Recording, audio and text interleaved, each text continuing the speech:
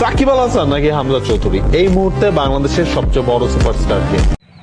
কয়েকদিন ধরে বাংলাদেশে সোশ্যাল মিডিয়াগুলোতে একটা প্রশ্ন ঘুরপাক খাচ্ছে, সেটা হচ্ছে কে বাংলাদেশের সবচেয়ে বড় সুপারস্টার, সাকিব আল হাসান না হামজা চৌধুরী?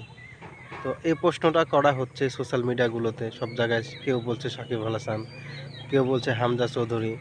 তো আমার ব্যক্তিগত মত যে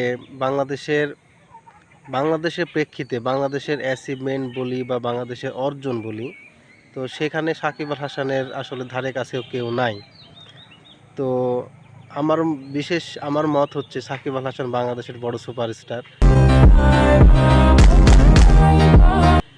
হামজা চৌধুরী ইন্টারন্যাশনালি ফুটবলে সে বড়, তো বাংলাদেশের ক্ষেত্রে যদি বলি সে এখনও বাংলাদেশে আসে নাই বা সে এখনও বাংলাদেশের জন্য কোনো অ্যাচিভমেন্ট নিয়ে আসতে পারে নাই। যদি নিয়ে আসতো সেক্ষেত্রে একটা কম্পেয়ার করা যাইতো।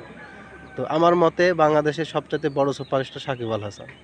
আর আপনাদের মতামত কি সেটা কমেন্টস বক্সে জানিয়ে দিবেন।